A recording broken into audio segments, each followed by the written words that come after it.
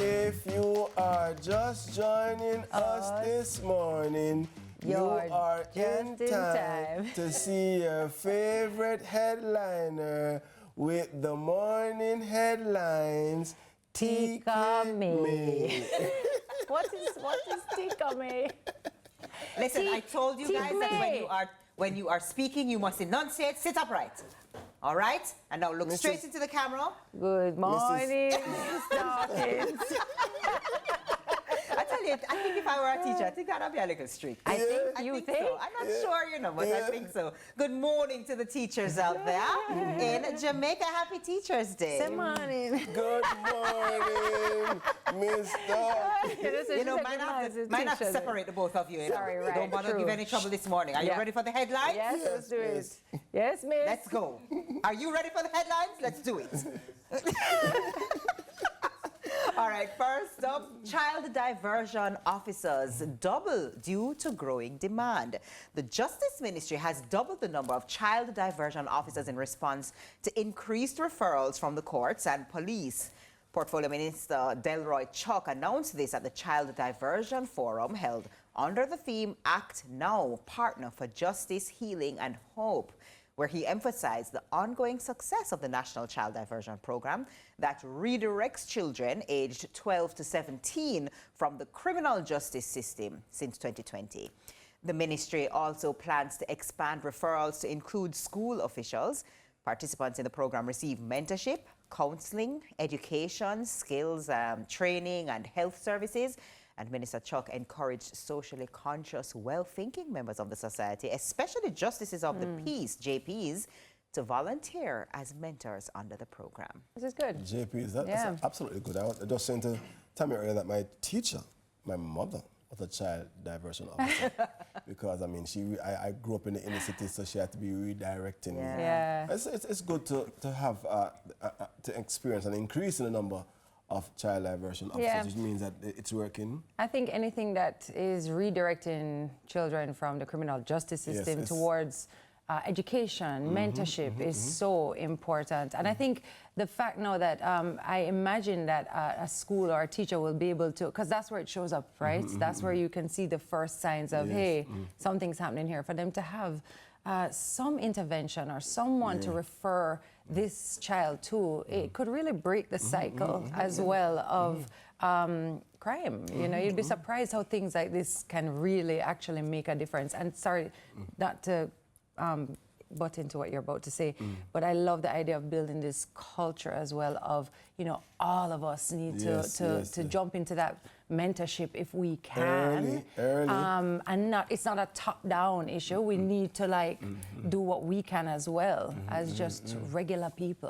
That's exactly what I was about to jump in and say. I love that they're encouraging just citizens to come on board. You don't have to be a teacher or you have to be a this or that, because you'd be surprised how a quote-unquote regular person's tap on the shoulder and say, hey, I was in this situation, this is what happened to me, you know, go this way, would probably be, it's so impactful versus it's like, oh, but you're a big, you know, person, like I am not you, I can't be you. So you'd be surprised how just your intervention right there in your community, right there at work, you know, you probably see a child come into the office and you say, hey, you speaking to them can literally change the direction of their lives. Because it says it takes a village. That's saying it takes a village.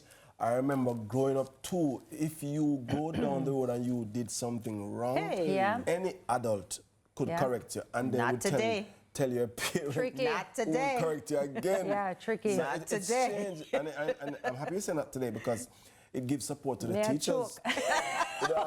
The multiplicity of roles that the teachers are. Me can't hide in the people. I'm so sorry. I'm trying to be serious, but me I choke. No, you're absolutely right. And the way mentorship works as well, just to jump off of that point, is that you don't want somebody mentoring you who you feel is so far detached from you. It has to be somebody who you feel like, oh, you know, you understand where I'm coming from. You understand what I'm going through. And you did the next thing. So that's the key thing. It's not, I think so. So I love that. So I love that the numbers are doubled. We'll have more intervention, especially now where children, I think, are almost under attack culturally for like to like what is bad and like what is, you know, wrong, and it's wrong is cool, and you know. So I'm glad to see that this is happening. So. Indeed. Hopefully, we'll be able to report on its success in years to come. Yeah, that would be great. All right, so next up, rural school bus system starts in Portland. What was originally an MP-driven initiative for Portland has evolved into an all-island rural school bus system operated and funded by the government of Jamaica. On Monday, the first of 11 school buses for Portland students took to the streets, transporting students from the town of Buff Bay to Port Antonio. The new system aims to provide safe, comfortable, and timely transportation to school, addressing issues such as overcrowding and verbal and physical mistreatment by some taxi operators.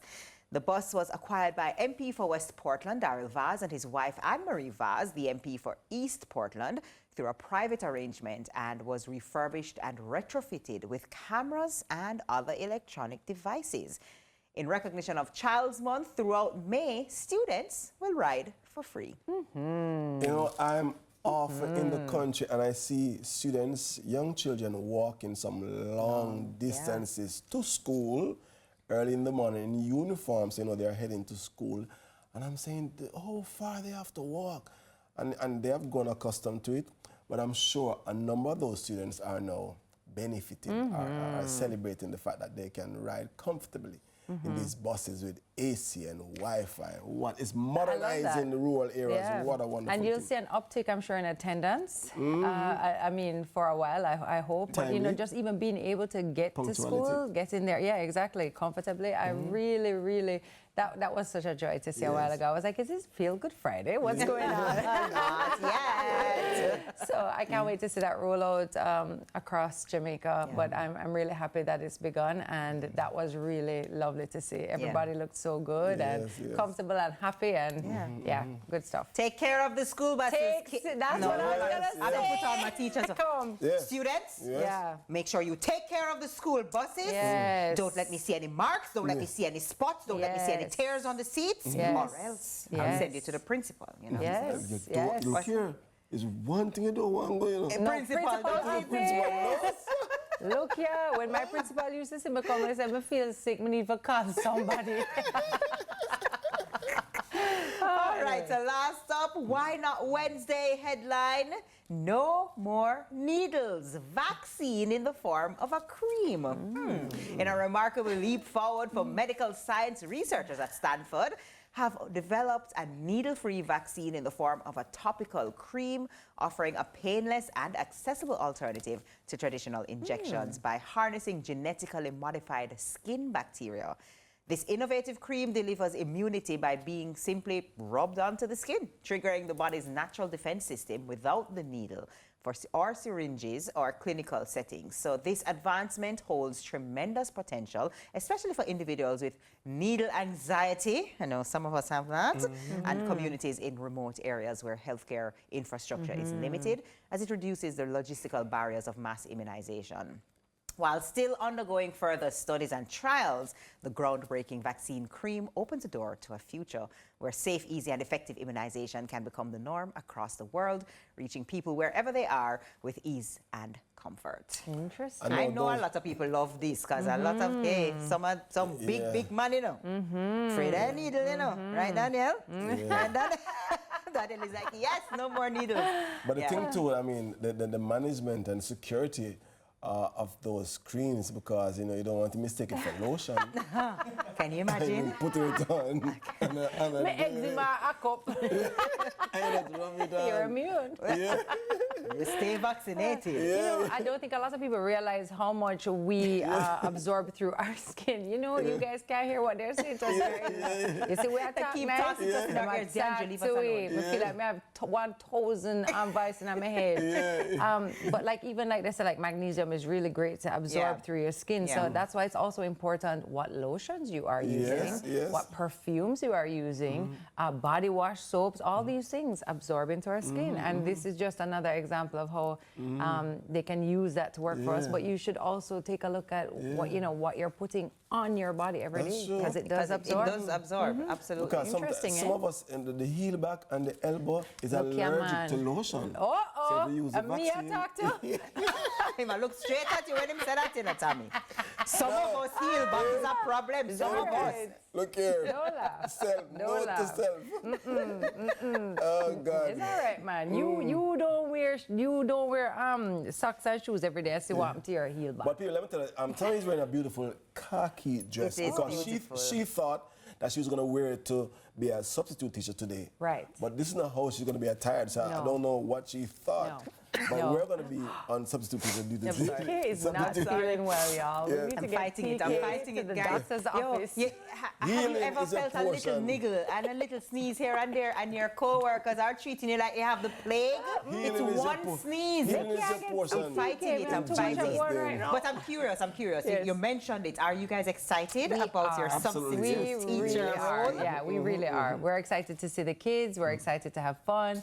We are excited to give the teachers a break. Yes. And then we are excited to leave. Can't wait. Anyway, TK, thank you so much. I thought those were great headlines today. I know you don't control what's At in the all. news. Yes. I do but we not. appreciate it when it is good news. I thought we just had a lot of good news. That's true. All right, that's That's a true. wrap on the headlines, but don't go anywhere. When Sunrise returns from the break, you're about to witness triple blessings in Wednesday service. Ooh, I can't wait. Yay! No, you need medicine.